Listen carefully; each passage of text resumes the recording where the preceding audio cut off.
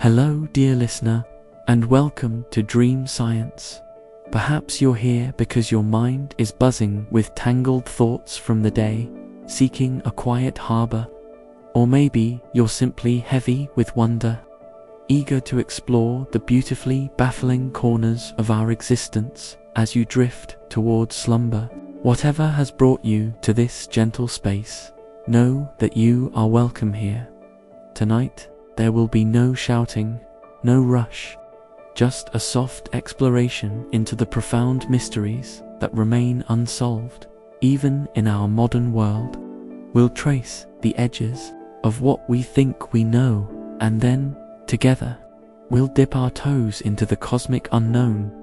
In this episode, titled Consciousness Tricks That Control Your Life, we'll gently ponder riddles that lie at the very core of your being, like the bewildering question of why, from billions of firing neurons, there emerges the undeniable sensation of you, a feeling of being someone inside your head, or how your brain masterfully weaves together countless fragmented sensations into one seamless, convincing reality every single waking moment. And we might even whisper about the curious feeling of making a choice, when the path might have already been laid before you even consciously perceived it.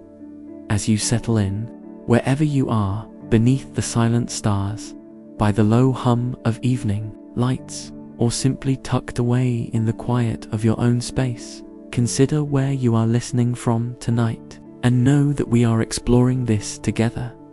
If these quiet journeys through the unexplained bring you peace, a gentle tap on the like button or a subscription truly helps other quiet minds find their way here, allowing more souls to drift with us. For now, release any lingering thoughts. Let your breath grow soft and even, and allow yourself to slowly descend into the quiet depths of your own mind. Let the gentle current of dream science carry you now. You open your eyes. Sunlight streams through the window, painting patterns on the wall. You see the familiar textures of your bedsheets, the stack of books on your nightstand, the dust motes dancing in the light. It feels utterly real, undeniably present. You know what you see, don't you? Your eyes are merely windows, faithfully relaying the world outside directly into your consciousness. This is the common assumption, the comforting bedrock of our daily existence.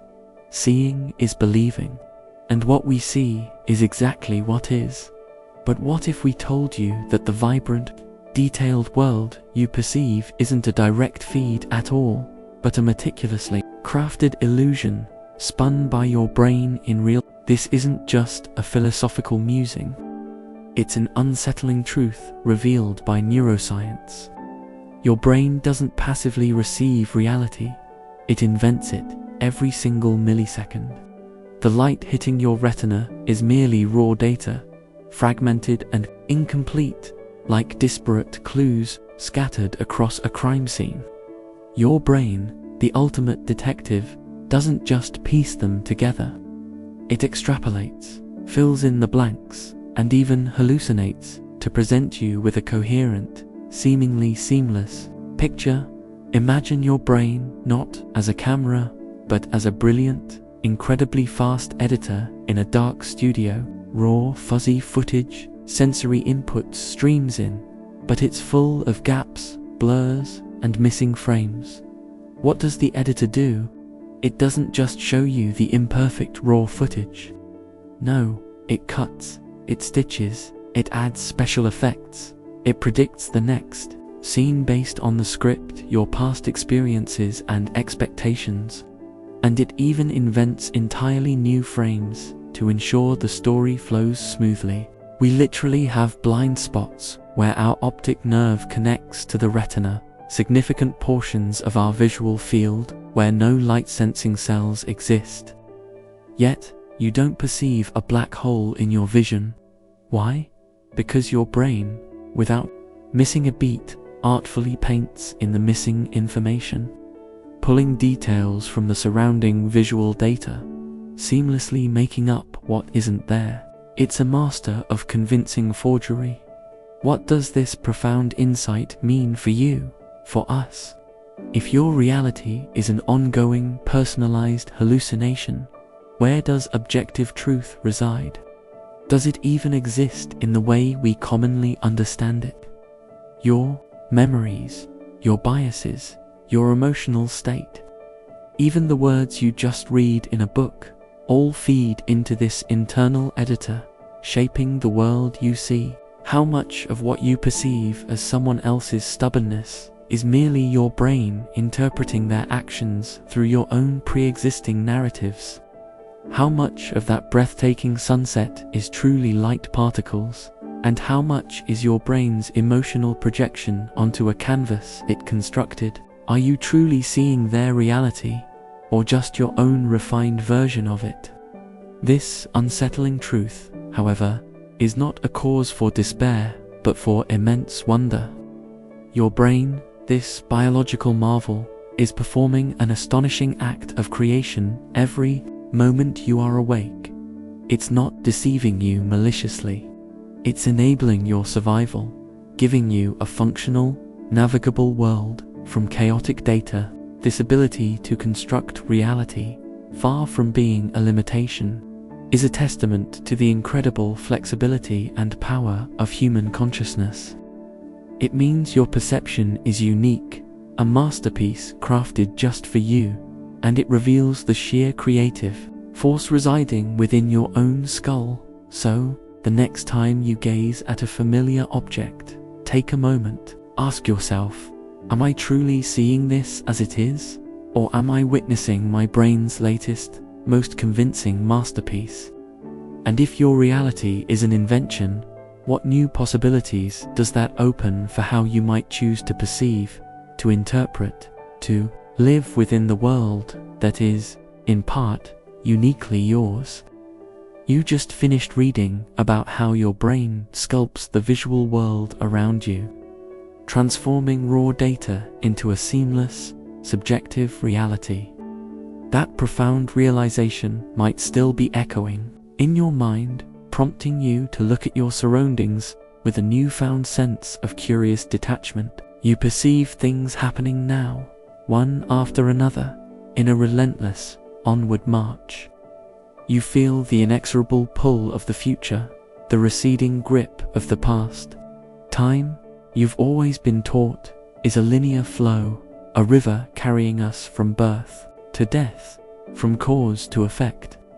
It feels solid, absolute, an unyielding framework against which all existence plays out. We measure it, schedule by it, live and die by its ticking count. This perceived linearity, this steady progression, feels like one of the most fundamental truths of our universe.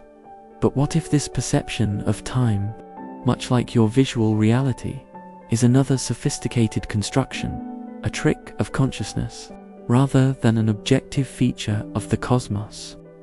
What if the past, present, and future aren't distinct segments marching along a single timeline, but rather coexist in a way that utterly defies our everyday intuition? This isn't just a thought experiment. It's a concept deeply rooted in the fabric of modern physics.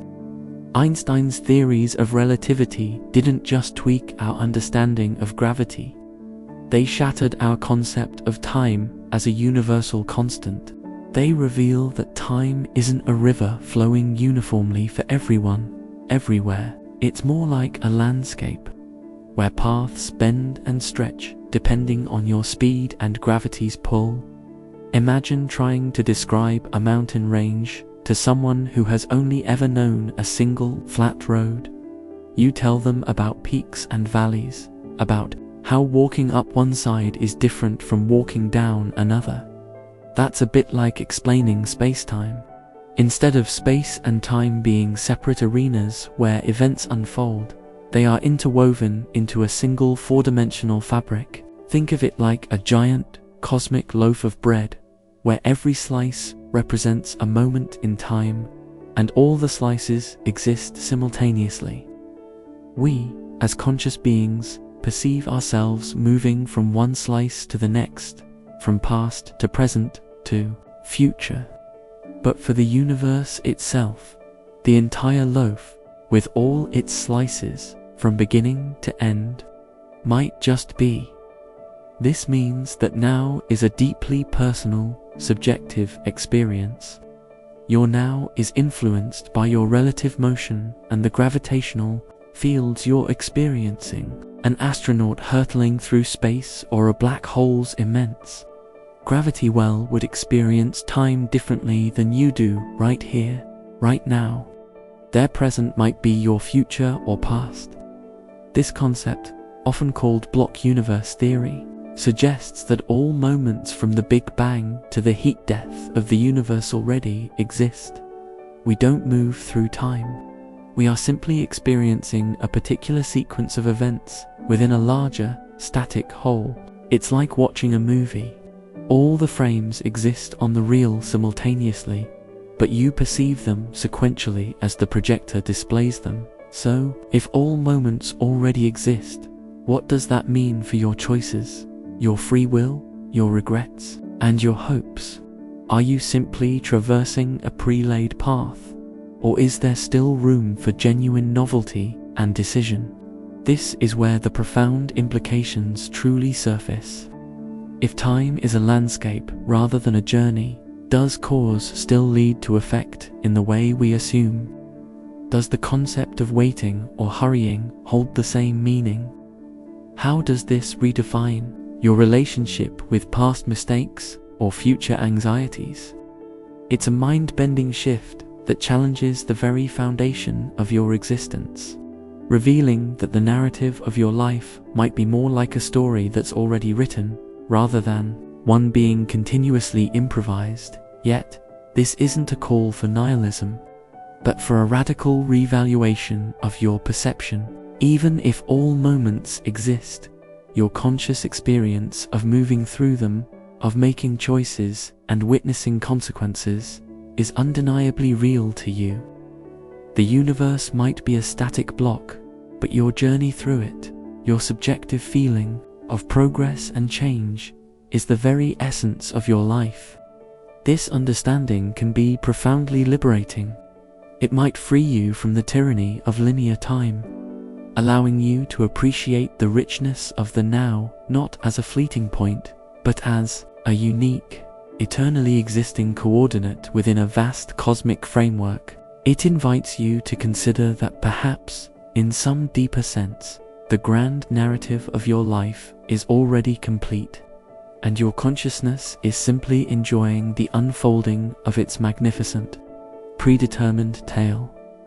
Consider this: if the future already exists, what stops you from shaping it, not by pushing against an unknown current, but by aligning with the highest version of yourself that is already waiting to be manifested within that timeless landscape? You've just grappled with the idea that time might be a vast, static landscape, not a linear journey, and that your present moment is a subjective slice of a timeless whole. That's a lot to digest, isn't it? It challenges the very ground beneath your feet. But if time isn't what we thought, what about the past that time supposedly carries away? You rely on your memories, don't you? They are the anchors to your personal history, the unshakable evidence of what you've done, who you've been, and what you've experienced.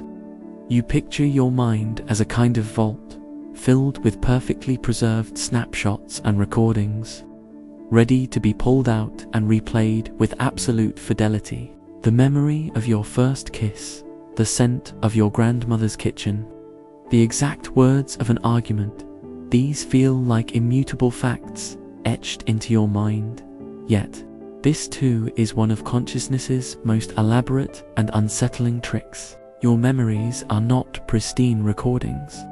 They are active, dynamic reconstructions, reassembled anew each time you recall them. Every single act of remembering isn't a retrieval, but a creative act, a telling of a story that changes subtly with each telling.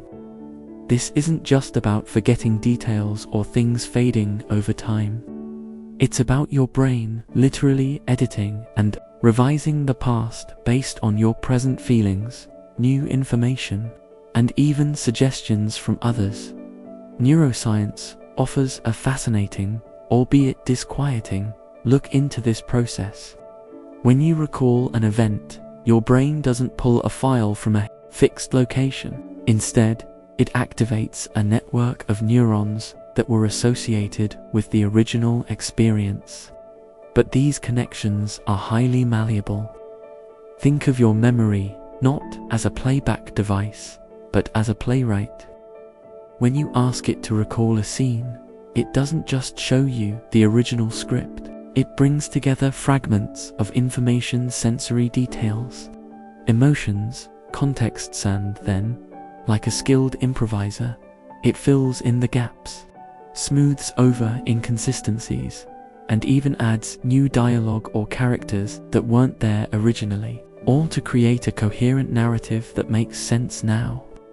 Each time you recall it, the playwright might try a slightly different interpretation. This is why, for example, your memories of a traumatic event can become more vivid or distorted with each retelling, or why siblings often have wildly different memories of the same childhood event. Your current mood, your expectations, even subtle cues from your environment can influence this reconstructive process, subtly altering the past to fit the present. So, what does this profound instability of memory mean for your identity, for your sense of self, and for truth itself? If your past is constantly being rewritten, are you truly the person you believe you were yesterday, or even a moment ago? How reliable is eyewitness testimony, or even your own internal narrative of your life?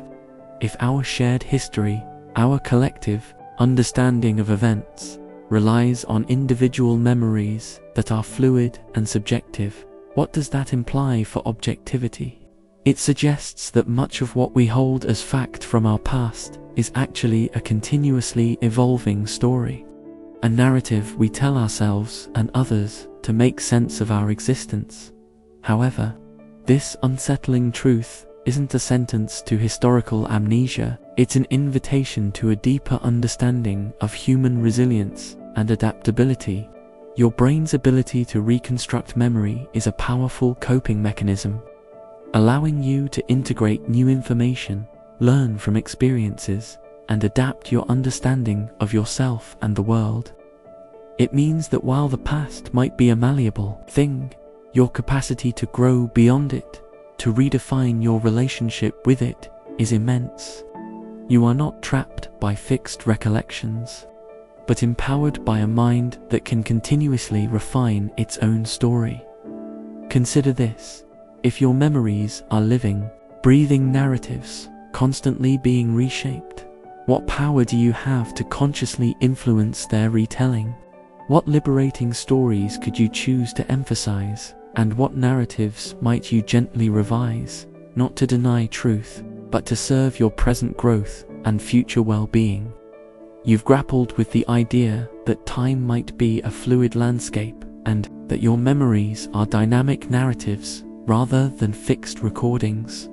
These are challenging concepts, aren't they? They ask you to question the very foundations of what you thought was real. Now, let's turn to something even more intimate, something that feels undeniably yours: your emotions. You experience joy, anger, fear, sadness. They feel like direct, immediate responses to the world around you. Someone cuts you off in traffic, and you feel a surge of irritation. You see a loved one, and warmth spreads through you. We typically believe emotions are triggered by external events, automatic reactions to stimuli. They happen to you, a consequence of what's happening out there yet. This too is a profound trick your consciousness plays. Your emotions aren't simply reactions. They are, in large part, predictions your brain generates to prepare you for what it anticipates will happen next. They are elaborate, internal forecasts designed to guide your body's resources and actions, even before a situation fully unfolds. This groundbreaking perspective, known as the theory of constructed emotion, flips our intuitive understanding on its head.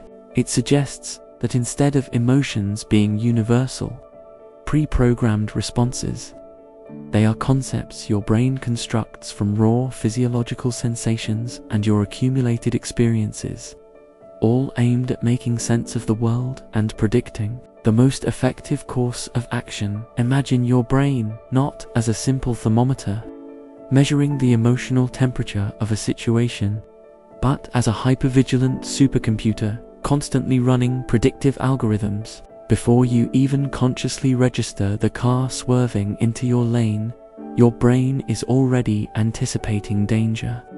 It doesn't wait for a fear button to be pressed.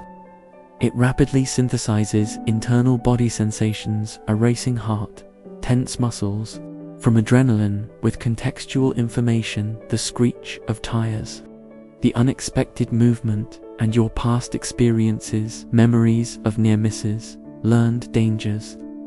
From this complex brew, it constructs the experience you label as fear or anger, effectively preparing your body to brake, swerve, or yell. This emotional prediction is a lightning-fast summary, a shortcut designed to get you ready for action, not a passive response. What does this profound insight mean for your personal agency, your mental well-being, and your understanding of human connection? If your feelings are often predictive constructions, does that mean they can be wrong? Can you learn to recalibrate your internal prediction engine? It implies that the seemingly automatic cascade of emotions you feel isn't just happening to you, but is being actively shaped by you, by your internal state, your beliefs, your learning history. This shifts the locus of control dramatically. If emotions are constructions, then perhaps you have more power than you ever imagined to influence your emotional landscape, to challenge your brain's assumptions, and even to rewrite your emotional responses over time. This unsettling truth, far from discrediting your feelings, empowers you to understand them more deeply. It reveals the incredible sophistication of your brain, constantly working to keep you safe and efficient by anticipating the future. It means you're not a slave to your feelings, but an active participant in their creation. Understanding that emotions are predictive allows you to pause, to observe the physiological sensations, the context, and the past experiences, and then, perhaps, to consciously choose a different interpretation, to construct a different feeling. So, the next time you feel a powerful emotion surge through you, take a breath. Instead of instantly reacting, ask yourself, what is my brain trying to tell me? What is it predicting? And is that prediction still serving me? Or can I choose to construct a different emotional reality in this moment? In this moment, you've journeyed through the unsettling ideas that your perceived reality is a construct, time a fluid concept, and your emotions sophisticated predictions.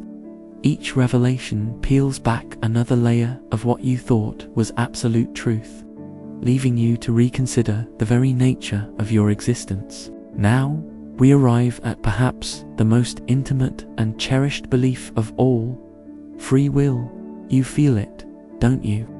That profound sense of agency, the conviction that you are the author of your choices, the master of your destiny. When you decide to pick up your phone, or choose what to eat for lunch, or even simply to continue reading this narrative, it feels like an undeniable, self-generated act of will. You are the one making the decision, freely and consciously. This belief in self-determination is a cornerstone of your identity, your sense of moral responsibility, and your hopes for the future.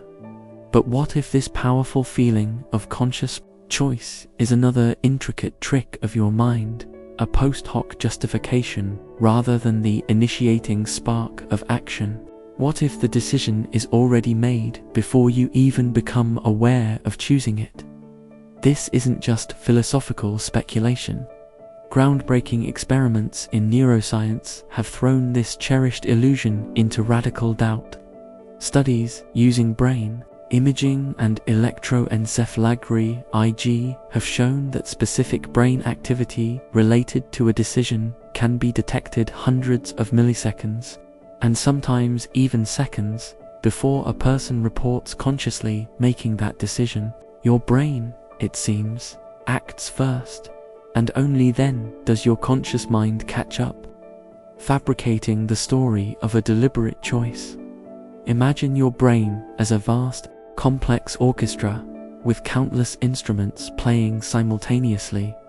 The conductor, your conscious self, believes it's directing every note, every crescendo. But what if, in reality, the musician's subconscious brain processes have already started playing the melody, and the conductor merely steps in mid-song, takes a bow, and claims credit for the performance? It's as if your brain's subconscious systems initiate an action based on a complex interplay of past experiences, genetic predispositions, environmental cues, and immediate needs. Only after this complex interplay sets the action in motion does your conscious awareness receive the decision, creating the compelling, but perhaps misleading, feeling that you consciously willed it into being. The conscious I becomes the public relations department for the brain's deeper, less accessible operations, spinning a narrative of intent after the fact. What does this deeply unsettling revelation imply for your sense of responsibility, for concepts of morality, and for the very idea of punishment and reward? If your choices are predetermined by an intricate dance of neural processes, where does culpability lie? If you are not the ultimate author of your actions, what becomes of blame, regret, or even pride? This concept challenges the very foundation of legal systems, ethical frameworks, and personal accountability. It forces you to confront the uncomfortable possibility that your life story, the one you believe you are actively writing, might be more akin to a play where your lines are whispered to you just before you speak them, and you take credit for the script. However, this isn't an invitation to fatalism or to shed all sense of responsibility. Even if the initiation of action resides in subconscious processes, your conscious mind plays a crucial role. It can veto impulses, it can reflect on consequences, and it can learn to retrain those subconscious patterns over time. The feeling of free will, even if it's a post hoc construction, is profoundly important for navigating the world, for setting goals, and for self-improvement. It allows us to feel agency, to strive, and to connect with others who also feel this agency. It's less about a grand, universal freedom and more about the intricate dance between your conscious awareness and the vast, powerful machinery of your brain. So, the next time you feel you've made a choice, pause for a moment. Instead of simply accepting the feeling of agency, consider the intricate, hidden processes that might have led to that decision. And if free will is indeed a clever trick, how might understanding that trick empower you to better understand your own impulses, to observe them, and perhaps to guide them more effectively towards the life you wish to live? You've explored how your reality is a fabrication, time a malleable concept, memories active reconstructions, emotions predictive forecasts, and even free will a potential post hoc narrative. Each of these ideas, unsettling in their own right, strips away another layer of what you assumed to be absolute truth. Now, let's delve into something profoundly personal and constantly present: your body image. You look in the mirror, and you see yourself. You feel your limbs move, navigate spaces, sense the world through your skin. This physical form, this tangible presence, feels like the most undeniable aspect of your existence, a fixed and objective reality you inhabit. You believe you know exactly where your body ends and the world begins, what it looks like, and how it feels. But here's the unsettling truth. Your body image isn't merely a visual reflection or a collection of sensations. It's an internal map, constantly updated and refined by your brain's predictions of what your body should be doing or feeling next.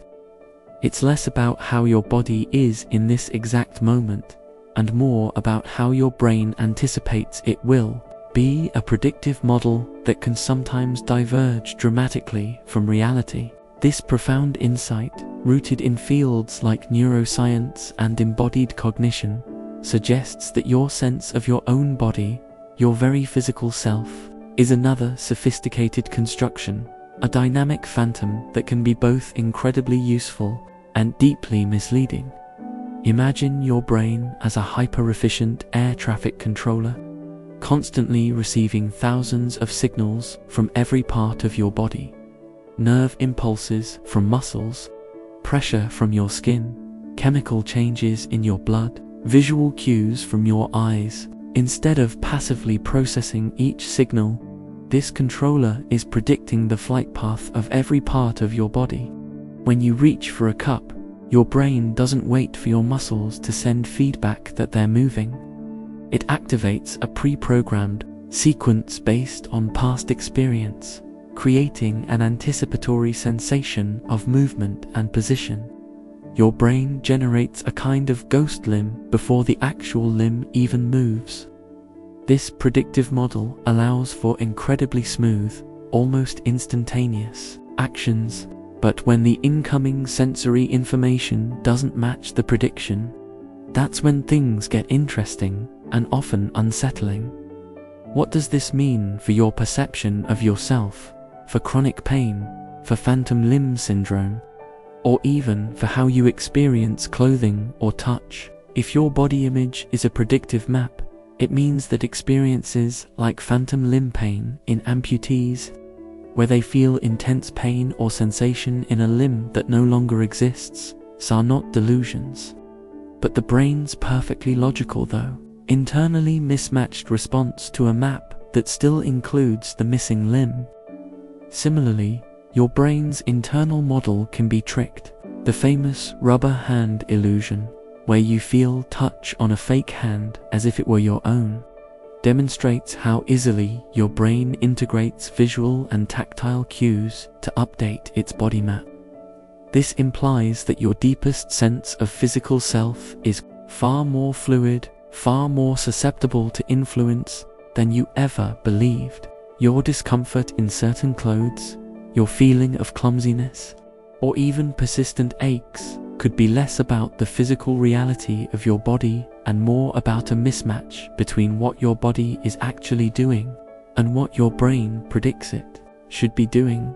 This unsettling truth, however, grants you an extraordinary opportunity for self-understanding and even healing. It reveals that your body image is not a static prison, but a dynamic, adaptable construct. If your brain's map can be updated, then understanding this predictive mechanism empowers you to potentially retrain your brain to consciously provide new, corrective, sensory information, or even to shift your focus away from a purely physical sensation. It means that your physical experience isn't solely dictated by biology, but also by the powerful, predictive narratives your brain weaves about your own form. So, the next time you feel a persistent ache, or a sudden awkwardness, or even just look at your reflection, consider this.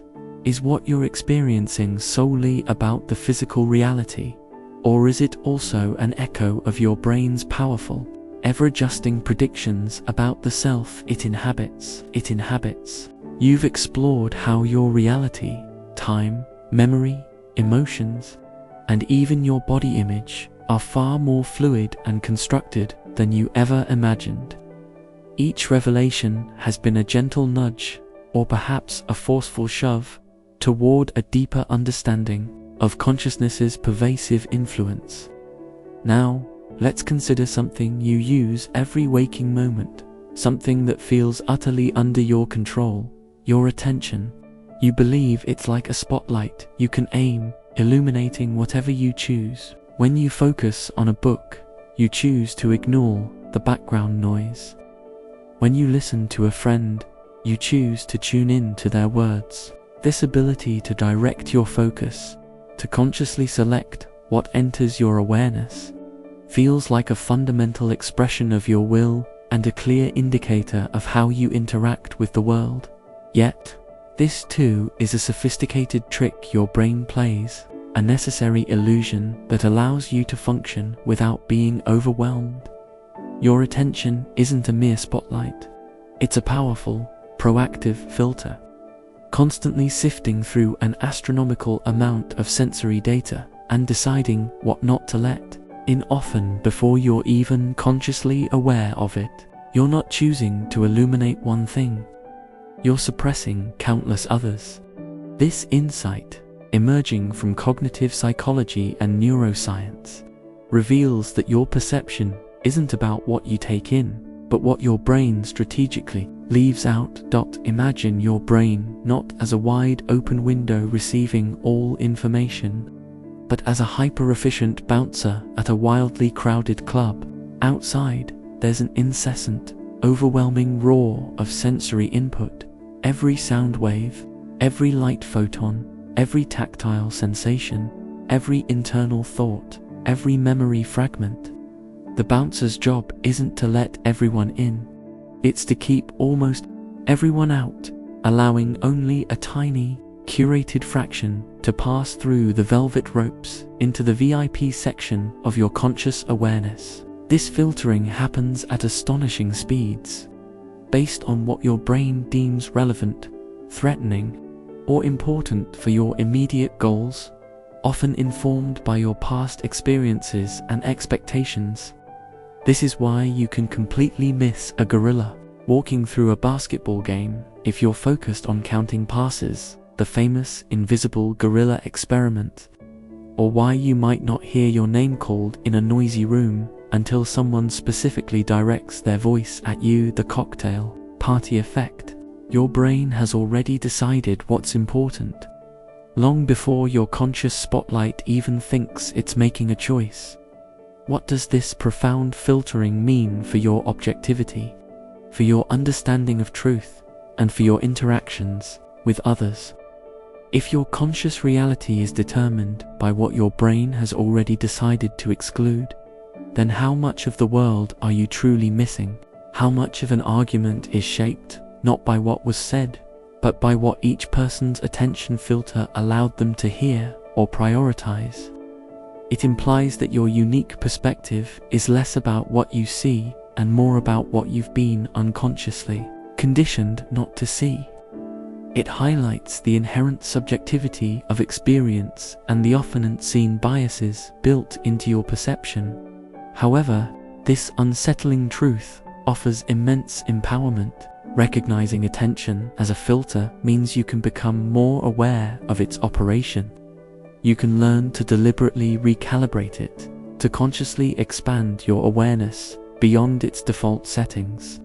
It means you can challenge your own assumptions about what is important or relevant, and actively seek out information that your filter might typically reject. This understanding provides a pathway to greater empathy, allowing you to appreciate that another person's reality is not just different, but fundamentally constructed by a distinct, powerful filtering process. So, the next time you find yourself entirely absorbed in one task, or completely missing something obvious to someone else, consider this: what other magnificent, subtle, or crucial information is your internal filter diligently keeping out of your conscious mind? And what might you gain by consciously trying to adjust its settings? You've navigated the mind-bending concepts that your perceived reality is a construct, time a subjective flow, memories active creations, emotions predictive algorithms. your body image a dynamic map, and attention a powerful filter. Each part has chipped away at the solid ground you thought you stood on, revealing the intricate, often illusory nature of your conscious experience. Now, we arrive at the very core of your being, your sense of self. Who are you, truly? You feel like a coherent, continuous individual, a distinct personality with a unique history, beliefs, and desires, residing somewhere within your physical body. This I, this enduring ego, feels like the central, unchanging core around which your entire life revolves. Yet, this profound sense of a stable, unified self is perhaps the grandest, most elaborate trick your consciousness plays. Your sense of self is not a fixed, unchanging entity, but rather a constantly evolving narrative, a story your brain continually constructs and revises to create a coherent protagonist for your life. It's less like an unmoving statue and more like a fluid, ever-updating Wikipedia page, compiled from memories, beliefs, social interactions, current goals, and even your predicted future. Imagine your brain not as a single, centralized command center with a tiny you pulling the levers, but as a bustling newsroom.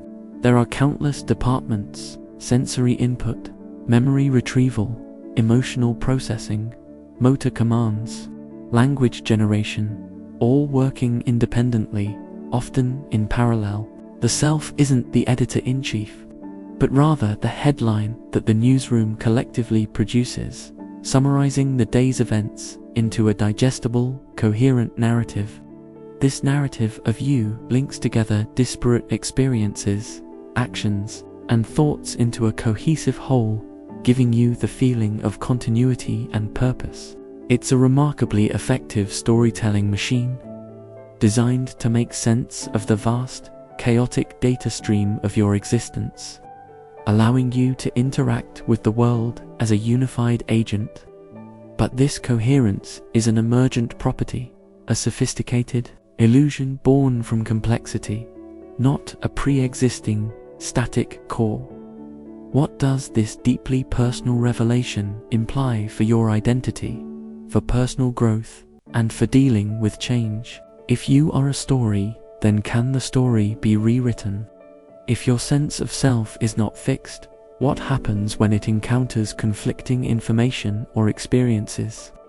This concept helps to explain phenomena like dissociation, where the self temporarily breaks down, or the profound identity shifts that can occur after trauma, illness, or intense personal transformation. It suggests that the you of 5 years ago, or even 5 minutes ago, isn't the exact same you of right now, not because of physical changes, but because the story has been updated, edited, and revised. This makes us question how much of our suffering comes from clinging to an old narrative of self that no longer serves us, a story our brain continues to tell out of habit. However, this unsettling truth is not a dismissal of your unique value or existence. On the contrary, it's an immense source of liberation and empowerment. If your self is a narrative, then you are not rigidly defined by your past actions or labels. You have the inherent capacity to consciously participate in the ongoing revision of your story. You can choose which aspects to emphasize, which lessons to integrate, and which future narratives to aspire to. It provides a profound pathway for personal growth, allowing you to shed limiting beliefs and embrace new versions of yourself. Not by destroying a fixed entity, but by skillfully editing a dynamic, living text. So, the next time you reflect on who you are or feel stuck in a particular self-perception, consider this: what story are you currently telling yourself about yourself? And if you are the author of this evolving narrative, what kind of protagonist might you choose to become in the next chapter? You've delved into the profound and often disorienting insights that your reality is a construction, time, a personal experience, memories, fluid narratives, emotions, predictive tools, your body image, a dynamic model, your attention, a powerful filter, and your very sense of self, an evolving story. Each step has revealed the deeply subjective nature of your conscious experience, demonstrating how your brain actively shapes the world for you. Now, let's extend this understanding to something equally fundamental: your perception of other people. You interact with others every day, forming opinions, making judgments, and building relationships. You believe you're seeing them as they truly are, their personality, their intentions, their character. You trust your read on people, feeling certain that your observations reflect objective truth about who they are. Yet, this too is a powerful and often misleading trick of consciousness. Your perception of others isn't a direct, objective assessment.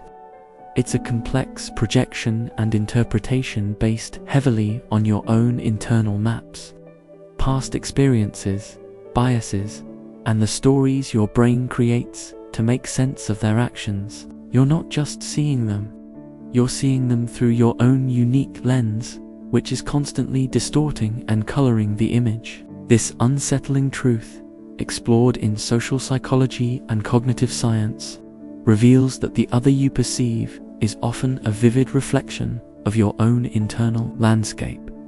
Imagine your brain not as a transparent window through which you observe others, but as a sophisticated, personalized projector.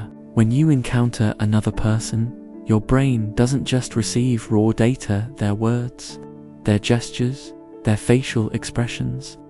Instead, it rapidly cross-references this external information with a vast internal database, your own memories of similar people, past experiences of being hurt or helped, societal stereotypes, cultural norms, and even your current emotional state. From this internal data, your brain quickly generates a story about the other person, their intentions, their trustworthiness, their character. This story is then projected onto the external data, creating the coherent person you believe you are interacting with. For example, if you've had negative experiences with authority figures, your brain might automatically interpret a new boss's firm tone as aggressive, even if their intention is simply to be clear. What does this profound subjectivity mean for your relationships, for empathy, and for conflict? If your perception of others is so heavily influenced by your own internal world, how much misunderstanding arises not from malice, but from misinterpretation? It implies that what you perceive as their flaw might actually be a shadow cast by your own unresolved issues or deeply ingrained beliefs. It challenges the notion of objective judgment, suggesting that much of our knowing another person is actually a powerful act of narrative construction. How often do you cling to a first impression, even when subsequent interactions contradict it, simply because your internal projector has already rendered its initial truth? However, this unsettling truth is not a decree of permanent isolation or an excuse for judgment. Instead, it offers a powerful pathway to deeper connection and profound empathy. Recognizing that your perception of others is a projection empowers you to question your initial interpretations, to look beyond the automatic stories your brain creates. It encourages you to seek more information, to listen more deeply, and to approach others with a greater sense of curiosity rather than fixed certainty. It reveals that the path to truly understanding another person begins with a profound understanding of your own internal biases and the filters through which you perceive the world. So, the next time you find yourself forming a strong opinion about someone or reacting intensely to their words or actions, pause and consider this. How much of what you're seeing is truly them, and how much is a reflection of the intricate, powerful, and ever-present map within your own mind? You've explored the intricate ways your consciousness sculpts your personal reality, how visuals are brain-made, how time warps, how memories are rewritten, emotions are forecasts, your body map is predictive, attention is a filter, and even yourself and your perception of others are deeply personal narratives. Each layer has revealed the active, constructive role your brain plays in creating your experience. You might now feel a profound sense of the subjective, wondering if anything truly exists out there beyond the confines of your skull. It's a natural question to arrive at this feeling that perhaps all you've known is an internal show. But here's the ultimate, most comprehensive, unsettling truth, the culmination of all these individual insights. Your entire perceived reality isn't just a subjective interpretation. It's a controlled hallucination. It's not merely that your brain interprets reality, it generates it constantly in real time, based on a delicate balance of sensory input from the external world and its own vast internal model. The world out there isn't passively flowing into your mind. Your mind is actively predicting and constructing the world, only updating its internal model when the external sensory data strongly contradicts its predictions. Imagine your brain not as a recorder, but as a hyper-advanced virtual reality simulator. This simulator doesn't wait for information from the external world to build its environment. Instead, it's constantly running a detailed, high-resolution simulation of what it expects the world to be, based on all your past experiences, learning, and innate predispositions. When a sensory signal arrives, a photon hitting your retina, a sound wave entering your ear, the brain doesn't just see or hear it. It compares the incoming data to its ongoing simulation. If the data matches the prediction, the brain simply continues its internal movie seamlessly. If there's a mismatch, a prediction error, that's when the brain quickly updates its simulation to better match the unexpected input. The vast majority of your perceived reality is the internal simulation, the hallucination, with sensory data serving primarily as a feedback loop to keep that hallucination tethered to the actual world. What does this utterly fundamental truth imply for everything you thought you knew about reality itself? If your perceived world is a hallucination controlled by external data, then the very concept of objective reality becomes far more nuanced. It means that everyone is living in their own unique, yet collectively calibrated, dream. It explains how different species perceive drastically different realities: a bat's echolocation world, an insect's UV vision, not just because their senses are different, but because their brains are running fundamentally different predictive simulations. It suggests that even in shared experiences, the fine details of what you perceive versus what I perceive might be subtly, yet profoundly, different. Because our internal models, our hallucinations, are unique. This unsettling truth, while deeply challenging to our intuitive grasp of existence, is perhaps the most liberating of all. It shifts your understanding from being a passive recipient of reality to an active, co-creative participant in it. It highlights the astonishing power of your brain, its inherent creativity, and its constant drive to make sense of an otherwise chaotic universe. It means you are not merely observing a world out there, you are, in a very real sense, conjuring it into being within the confines of your own mind, constantly striving for a coherent, navigable experience. So, the next time you look at the sky, or touch a surface, or simply exist in the world, pause, consider that this magnificent, tangible reality isn't just external. It's a breathtaking internal symphony, a controlled hallucination meticulously crafted by your own consciousness.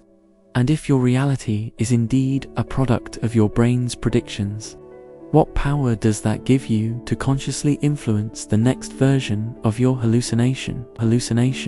You've journeyed through the astounding realization that your entire reality is a sophisticated, controlled hallucination, constantly generated and refined by your brain's predictions.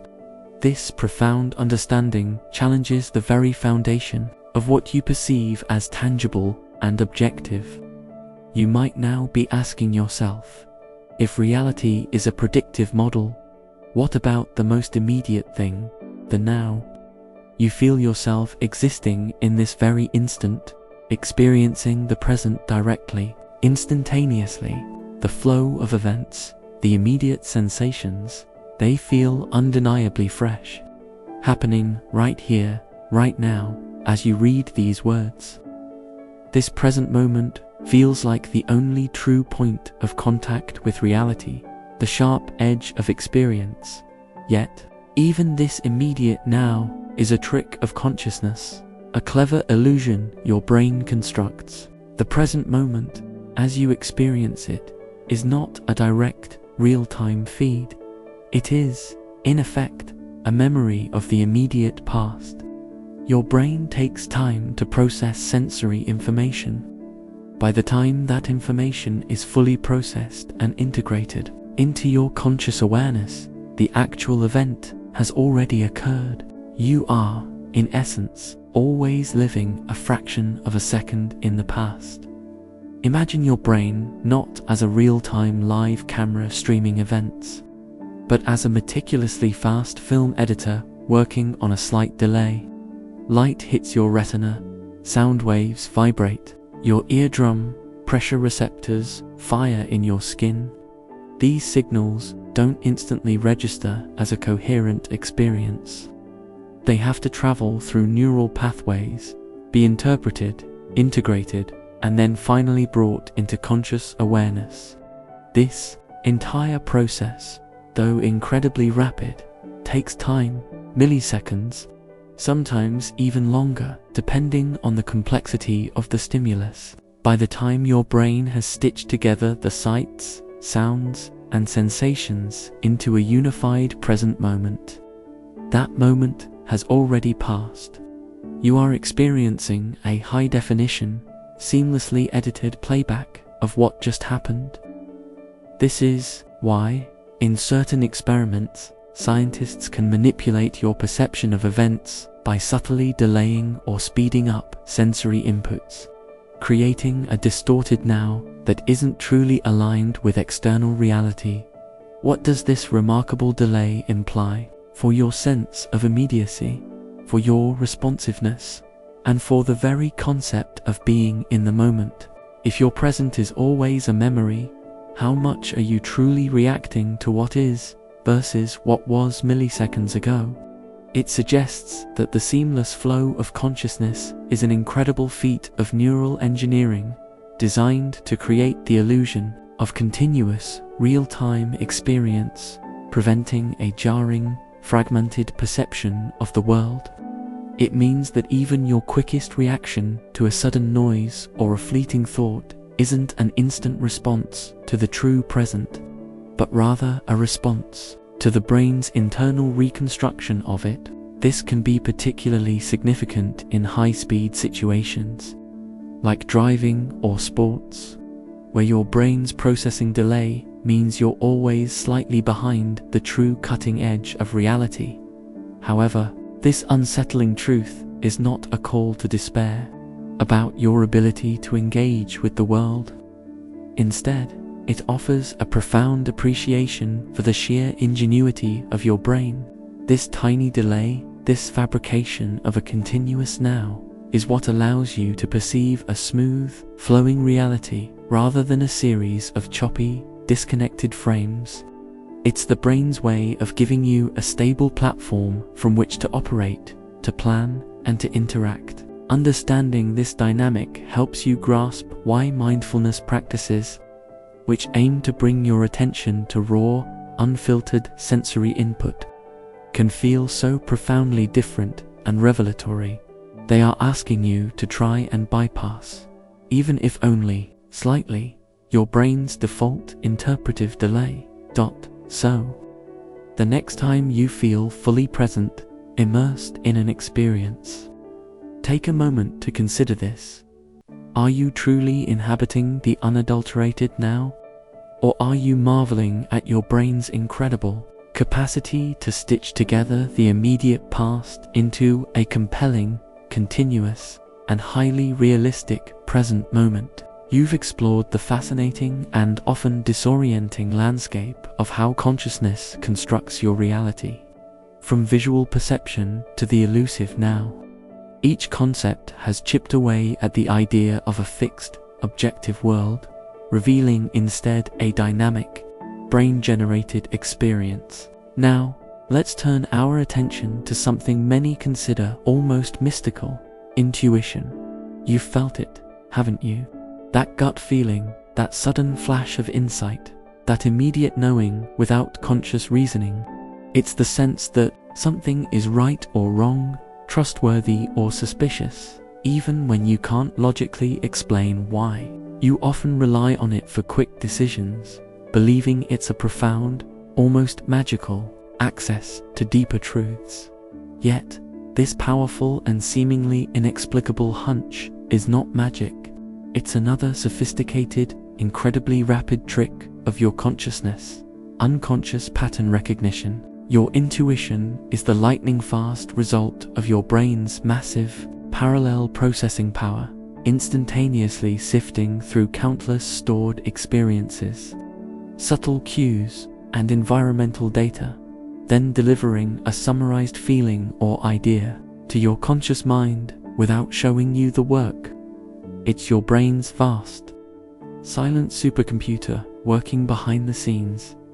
Imagine your brain not as a logical spreadsheet, but as an enormous, constantly updating library filled with every book, every photograph, every sound, every scent, and every emotional experience you've ever had. When you encounter a new situation, your conscious mind might only see a few keywords, but your subconscious mind, like a hyper-efficient librarian with a photographic memory, instantly scans millions of relevant data points, cross-referencing the new information with similar past patterns, subtle inconsistencies, or hidden connections.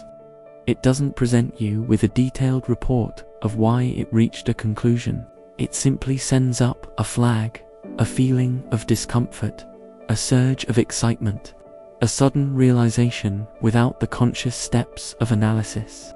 This allows for incredibly fast decision-making, far quicker than deliberate thought, which can be crucial for survival or complex problem-solving. This is why experienced chess masters can see the right move in an instant, or why a seasoned firefighter senses danger in a seemingly calm building.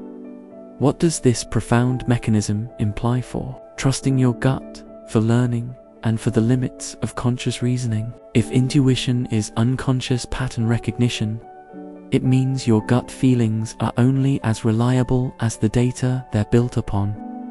If your past experiences are biased or incomplete, your intuition can lead you astray just as easily as it can guide you.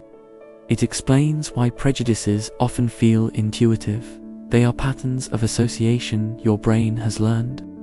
Even if those patterns are flawed or harmful, it forces you to question whether the immediate truth your intuition presents is truly objective, or merely the fastest, most probable conclusion drawn from your unique and perhaps limited internal database. However, this unsettling truth is not a dismissal of intuition's immense value. On the contrary, it provides a powerful framework for understanding and cultivating better intuition. Knowing it's built on patterns means you can consciously feed your brain richer, more diverse, and less biased data through learning and varied experiences. It means you can refine your internal librarian by actively reflecting on past outcomes, both successes and failures, and recognizing that not all strong feelings are equally valid. It empowers you to discern when to trust your gut and when to pause and engage in more deliberate, conscious reasoning. So, the next time a strong intuition washes over you, instead of accepting it as an inexplicable truth, consider this. What patterns, what vast troves of hidden knowledge are your brain's silent mechanisms bringing to bear? And how might you consciously enrich that internal library to make your intuition even wiser?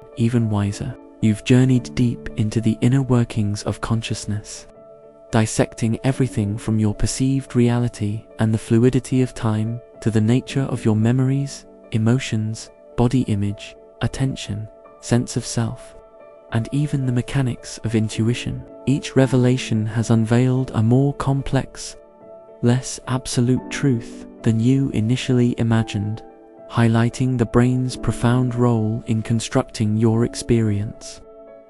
Now, let's explore something that feels intensely personal and deeply internal: your desires.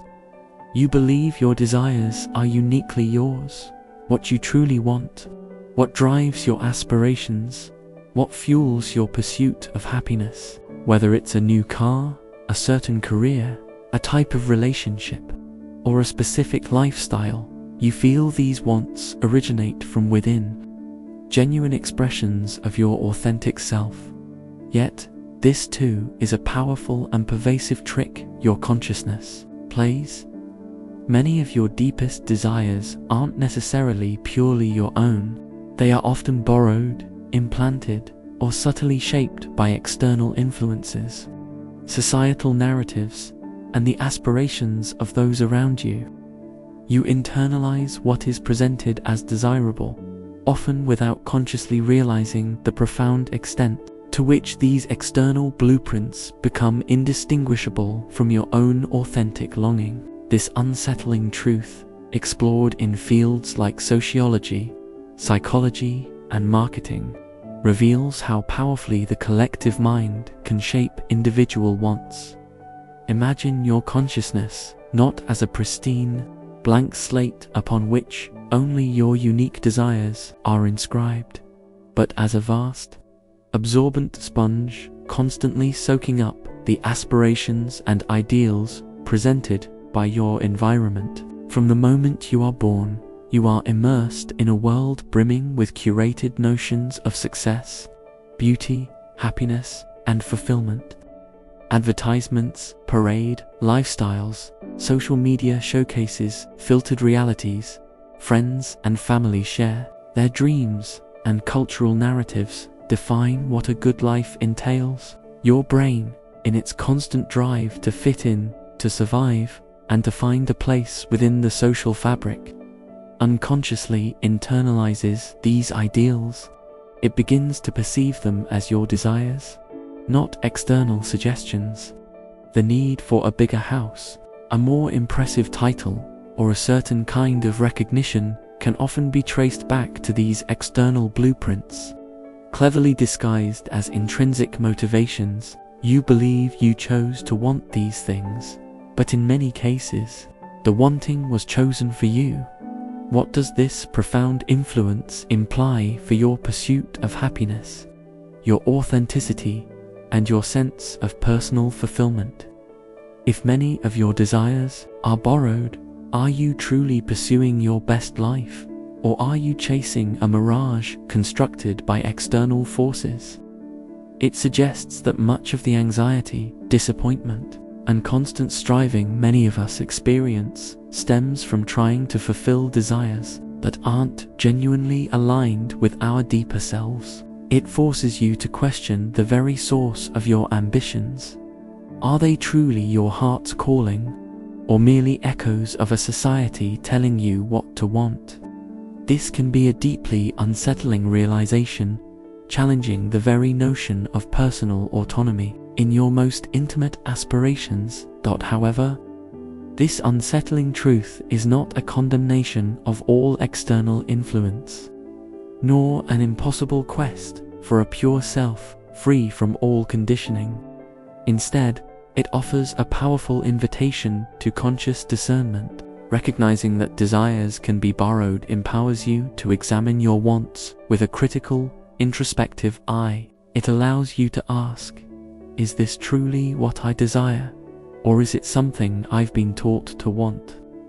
This awareness is the first step towards distinguishing between authentic longing and societal programming, enabling you to prune away desires that don't serve your well-being and cultivate those that truly resonate with your innermost self. It's a path to a more genuine and fulfilling life, built on intentions that are truly your own. So, the next time a powerful desire takes hold of you, instead of automatically pursuing it, pause and consider this. From what deep well does this longing truly spring? Is it a whispering from your own unique core, or a louder echo from the pervasive narratives that constantly shape the world around you? You've ventured deeply into the intricate architecture of consciousness, uncovering how your brain actively constructs everything from perceived reality and the flow of time to your most personal desires. Each insight has revealed the subjective, dynamic, and often deceptive nature of your experience. Now, let's confront something fundamental to your daily existence, something you constantly seek and value: your sense of safety. You intuitively believe that safety is an objective condition, a state of being free from harm or threat. When you're in your home, behind locked doors, or surrounded by loved ones, you feel safe. And this feeling seems directly correlated to the absence of danger in your immediate environment. You strive to create safe spaces, to minimize risks, and to rest in the comfort of perceived security. Yet, this profound sense of safety is also a sophisticated and often fragile trick your consciousness plays. Your feeling of being safe isn't a direct reflection of an objectively risk-free environment. It's a predictive illusion constantly generated by your brain's assessment of threat levels and its capacity to manage potential dangers. It's less about the actual absence of threat and more about your brain's ability to anticipate and neutralize potential harm, creating a comforting narrative of control even when underlying vulnerabilities persist. Imagine your brain not as a security camera objectively scanning for threats, but as a hypervigilant risk assessment officer who is constantly running probability calculations in the background. This officer isn't just looking for active dangers, it's predicting potential future dangers based on all your past experiences, learned patterns, cultural narratives, and even subtle unconscious cues. When you enter a familiar space or are surrounded by trusted individuals, your brain's risk assessment engine calculates a low probability of immediate harm. It then generates the sensation of safety, a chemical cocktail of calm and contentment, allowing you to relax and conserve resources. This feeling is a functional output, a narrative your brain creates to tell you, all clear, proceed as planned. However, the actual presence of risk is never zero, a sudden unexpected event. A shift in circumstances, or even a hidden vulnerability can disrupt this illusion at any moment. Your brain's job isn't to guarantee absolute safety, but to provide a sufficient feeling of safety to allow for normal functioning. What does this predictive nature of safety imply for your anxiety, your resilience, and your ability to navigate an inherently uncertain world? If your feeling of security is a managed illusion, then the constant human pursuit of absolute safety becomes an impossible quest, a chasing after a phantom. It suggests that much of your anxiety isn't about actual, present danger, but about your brain's predictive models detecting potential future threats. even if those threats are remote or unlikely. It also explains why some individuals might feel chronically unsafe even in objectively secure environments. Their internal risk assessment skewed by past trauma or ingrained patterns of hypervigilance. This understanding forces you to confront the unsettling reality that true security is not an external condition, but an internal, dynamic process. However, this unsettling truth is not a call to paranoia or constant fear. On the contrary, it offers a powerful pathway to greater peace and genuine resilience. Recognizing that your sense of safety is a predictive illusion empowers you to differentiate between genuine immediate threats and your brain's often overzealous anticipations. It allows you to become more aware of your internal risk calculator, to challenge its assumptions, and to consciously practice grounding yourself in the present moment. Even when uncertainty looms, it shifts your focus from trying to control an uncontrollable external world to cultivating an internal capacity for managing risk perceptions and fostering a sense of inner calm amidst life's inherent unpredictability. So, the next time you feel a profound sense of security or a sudden wave of anxiety, pause and consider this. Is this feeling a direct reflection of objective reality? Or is it your brain's sophisticated prediction, its current best guess about the future, telling you a story about your vulnerability or your resilience? You've explored the intricate tapestry of consciousness, discovering how your brain actively constructs reality, manipulates time, re-edits memories, predicts emotions, shapes your body image, filters attention, narrates yourself, borrows desires, and even crafts your sense of safety. Each revelation has progressively unveiled the deeply subjective and often illusory nature of your conscious experience. Now, let's turn to a concept so fundamental it underpins all your logical reasoning, scientific inquiry, and even your moral judgments: cause and effect. You instinctively believe that every event has a preceding cause, and every action leads to a predictable consequence. When a ball rolls down a hill, you know gravity caused it. When you flip a switch, you expect the light to turn on. This linear, sequential understanding of causality feels like an undeniable, universal law, the very bedrock of rational thought and a predictable universe. Yet, this profound reliance on linear cause and effect is another powerful and often misleading trick your consciousness plays. While cause and effect are undeniably present in the universe, your understanding and experience of them are often narrative constructions, imposed by your brain to make sense of a far more complex, interconnected, and probabilistic reality. Your brain seeks patterns and sequential relationships, even where they are tenuous or non-existent, creating a coherent story of why things happen, often long after they have occurred. Imagine your brain not as a perfectly logical chain reactor, where A precisely triggers B, then B triggers C instead. Think of it as a master storyteller, constantly weaving narratives from disparate observations. When several events happen in quick succession, or when two things consistently appear together, your brain automatically infers a causal link, even if there isn't one. This is the basis of illusory correlation, where you see connections that aren't truly there. For instance, if you wear a certain pair of socks and your favorite team wins, your brain might start to infer a causal link, even though rationally you know it's absurd.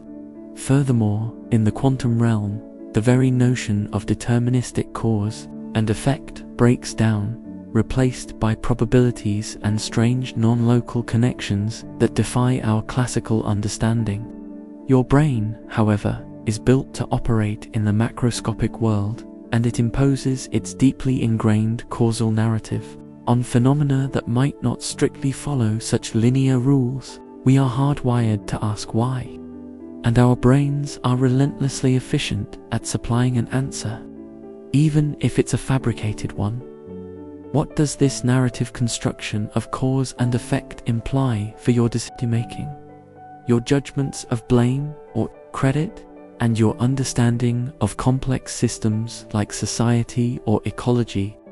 If your brain is constantly creating causal stories, how often do you misattribute success or failure, overlooking the myriad contributing factors or random chance? It suggests that your explanations for why things happen are often oversimplified, fitting into convenient narratives rather than reflecting the messy, multivariate reality. It challenges the very idea of absolute accountability, forcing you to consider the vast, unseen network of influences that converge to produce any given outcome. This can be deeply unsettling, as it shakes the foundation of how you understand agency and responsibility in yourself and others. However, this unsettling truth is not an invitation to nihilism or an abandonment of logic. On the contrary, it offers a profound opportunity for intellectual humility and a more nuanced understanding of the world. Recognizing that your brain imposes causal narratives empowers you to question your assumptions, to look for hidden variables, and to embrace the inherent complexity and uncertainty of reality. It allows you to move beyond simplistic "A caused, B" thinking to appreciate the intricate web of influences at play. This understanding can lead to more compassionate judgments, more effective problem solving, and a greater appreciation for the interconnectedness of all things. So, the next time you confidently explain why something happened or predict a clear outcome, pause and consider this. Is this a universal law you're observing? Or is it your brain's remarkable storytelling ability, meticulously crafting a coherent narrative of cause and effect from the chaotic symphony of existence? You've traversed the intricate landscape of consciousness, from the constructed nature of reality and the fluidity of time to the narrative of cause and effect. Each concept has subtly, yet profoundly, reshaped your understanding of your own mind and its relationship to the world. Now, let's revisit a concept we touched upon earlier, but with a deeper, more unsettling lens, one that extends beyond mere pre-action brain activity, the very experience of choice. You feel, intensely, that when presented with options, what to eat, what to wear, which path to take, you consciously deliberate, weigh pros and cons, and then make a choice. This moment of selection, this feeling of active decision-making, feels like the ultimate expression of your personal agency, the undeniable proof that you are steering the ship of your life. Yet, this profound experience of consciously making a choice is often an echo, a reverberation of processes that have already largely unfolded beneath the surface of your awareness. Rather than the originating spark of a new action, it's not that choice doesn't exist, but that the feeling of choosing, the conscious moment of deliberation, is frequently a retrospective construction, giving you the satisfying illusion of having just exerted your will. This unsettling truth, explored in neurophilosophy and advanced cognitive science, suggests that your conscious mind is more of a diligent record keeper and narrator of decisions, rather than their sole, independent architect. Imagine your brain not as a singular decision maker, but as a vast, interconnected network of specialized committees, each constantly weighing probabilities, assessing needs, and generating potential responses based on a lifetime of learning, genetic predispositions, and immediate environmental cues. When a situation arises demanding a choice, these committees swiftly work in parallel, often reaching a consensus or a dominant inclination before any thought of choice surfaces in your conscious awareness. The conscious experience of deciding then arrives a beat later, as your brain presents you with the outcome of these unconscious deliberations, accompanied by the compelling sensation that you just made that choice. It's like the powerful wave generated by a massive ship. The wave is a consequence of the ship's movement, not the cause. Your feeling of choice is the conscious echo of a deep, unconscious current. What does this sophisticated delay imply for your sense of accountability, for personal responsibility, and for the efficacy of conscious effort? If the conscious experience of choice is largely a retrospective narration, does it diminish your agency or merely redefine it? This concept suggests that your deepest motivations, your ingrained habits, and your subconscious biases play an enormous, often unseen role in shaping the choices that eventually surface into your awareness. It challenges the simplistic notion that you are always in complete control, highlighting the powerful influence of the neural machinery operating beneath the surface. It can be deeply unsettling to consider that your free choices might be flowing from springs hidden deep within your own brain, springs that you are not consciously aware of. However, this unsettling truth is not a declaration of fatalism or a reason to abandon striving. On the contrary, it offers a profoundly empowering perspective. If the conscious experience of choice is an echo, it means that the real work of shaping your choices lies in influencing those deeper, unconscious currents. It shifts your focus from merely making decisions to cultivating the underlying habits, beliefs, and environments that predispose you to make the choices you desire. It empowers you to practice mindfulness, to reflect on your reactions, and to deliberately expose yourself to new experiences and perspectives, thereby reshaping the unconscious frameworks that ultimately give rise to your conscious choices. Your true power lies not in the momentary feeling of choosing, but in the ongoing, often subtle, cultivation of the self that will choose.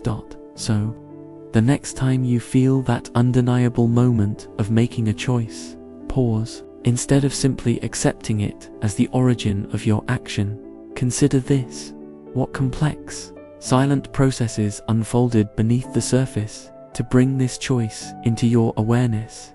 And how might understanding those processes empower you to truly guide the course of your life? You've explored the profound ways your consciousness constructs everything from the immediate, now to the experience of personal choice, revealing a deeply subjective internal world. Each layer of understanding has peeled back the curtain on the brain's astonishing capacity for illusion and narrative creation. Now, let's consider something fundamental to how your individual reality aligns with the world around you. How you know what's real beyond your own skull.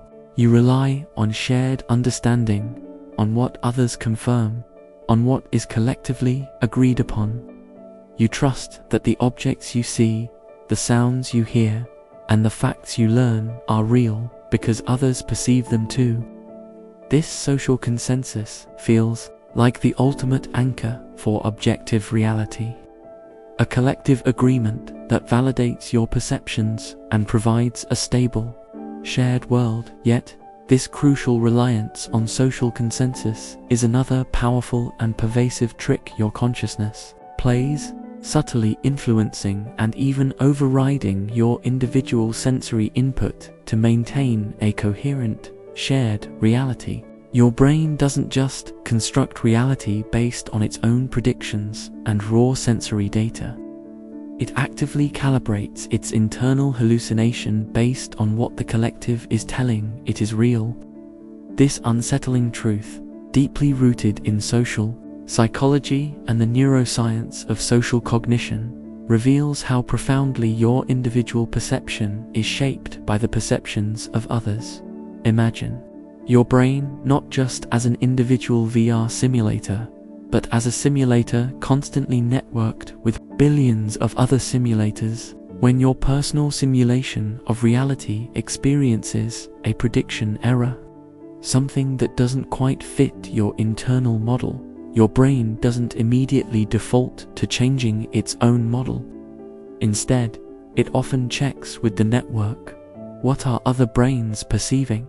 If the collective consensus differs significantly from your individual experience, your brain is incredibly susceptible to adjusting your perception to align with the group, even in the face of contradictory evidence from your own senses. This phenomenon is vividly demonstrated by classic social psychology experiments like the Asch conformity experiments, where individuals would deny the clear evidence of their own eyes to conform to a group's obviously wrong judgment about line lengths. You literally start to see things differently because the group sees them differently. What does this deep reliance on social calibration imply for truth, for critical thinking, and for the spread of beliefs, even those demonstrably false? If your perception of reality can be swayed by collective agreement, how susceptible are you to groupthink, propaganda, or widely held delusions? It suggests that even your most fundamental facts might be less about objective evidence and more about the power of shared narratives and collective interpretations. It highlights why it's so difficult to change minds based purely on facts, because the facts themselves are often filtered and interpreted through a lens heavily influenced by social consensus. This can be profoundly unsettling, as it implies that much of what you hold to be true is, in part, a function of what your social group agrees is true. However, this unsettling truth is not a dismissal of shared reality or a call to radical skepticism. On the contrary, it offers a powerful framework for understanding human connection, social dynamics, and the mechanisms of belief. Recognizing that your reality is calibrated by social consensus empowers you to become more aware of the narratives you consume and the groups you belong to. It allows you to critically examine the sources of your truths, to actively seek out diverse perspectives, and to cultivate a healthy skepticism that balances personal insight with the need for collective understanding. It's an invitation to understand that while your individual brain is a magnificent creator of reality, it also operates within a vast, interwoven network of other minds, constantly influencing and being influenced. So, the next time you feel absolutely certain about a fact, or find yourself nodding in agreement with a common belief, pause and consider this. How much of what you perceive as undeniably real is truly independent of external verification? And how much is a finely tuned echo of the powerful, collective hallucination you share with the world? You've delved deep into the fascinating intricacies of consciousness, unearthing how your reality is a magnificent, brain-spun illusion, how memories are fluid, emotions are predictive, and even your perception of objective truth is calibrated by social consensus.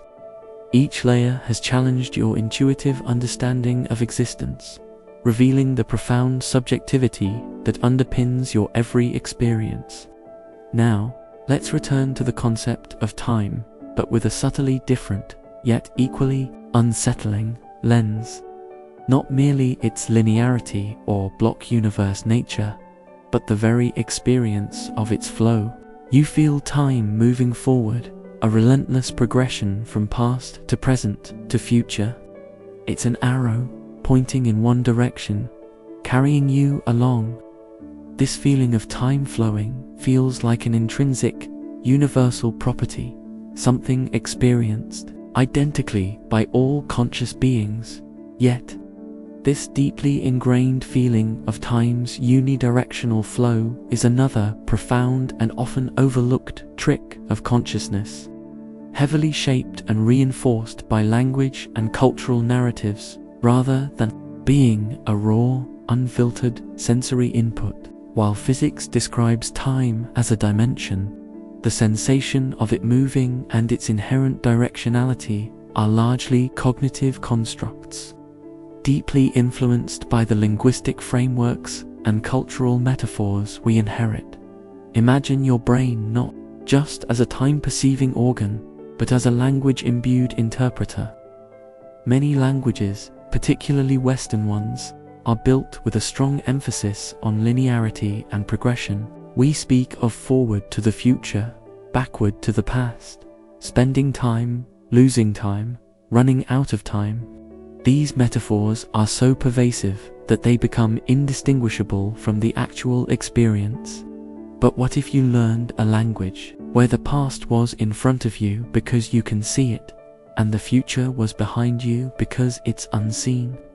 Or a language where time wasn't conceptualized as linear at all, but as cyclical, or spatial, or event-based. Studies of indigenous cultures, for instance, reveal languages where there are no distinct words for past, present, or future, and where temporal relations are described in relation to natural cycles or spatial arrangements. Speakers of such languages report a profoundly different, subjective experience of time. Less like a river and more like a collection of enduring nows or recurring patterns. Your brain, having internalized the grammatical and metaphorical structures of your native tongue, then manufactures the feeling of time flowing in a way that aligns with those linguistic models. What does this profound cultural conditioning imply for your sense of destiny, your planning, and your relationship with regret or anticipation? If the very direction and feeling of time's movement are influenced by the words you speak, how much of your anxiety about the future or your preoccupation with the past is a byproduct of linguistic framing? It suggests that your psychological experience of time is not a universal constant, but a malleable construct, susceptible to the conceptual tools you use to describe it. It challenges the notion that time inherently marches on for everyone in the same relentless fashion, forcing you to consider that your subjective arrow of time is less about physics and more about the narratives woven into your very language. However, this unsettling truth is not a dismissal of the practical reality of chronology or the necessity of planning. On the contrary, it offers a profound opportunity for liberation from rigid temporal frameworks. Recognizing that your experience of time's flow is a cultural construct empowers you to deconstruct your own ingrained linguistic habits. It allows you to consciously experiment with different ways of thinking about time as a series of moments, as a cyclical pattern, as a multi-layered present, thereby potentially altering your emotional responses to it. It's an invitation to understand that while clocks tick uniformly, your internal clock, your feeling of time, is a flexible, culturally informed creation of your consciousness. So, the next time you feel time dragging or rushing by, or find yourself rigidly bound by deadlines and schedules, pause and consider this. How much of this experience is an objective reality, and how much is a compelling narrative woven into the very fabric of the words you use to describe your world, shaping the flow of your most intimate reality?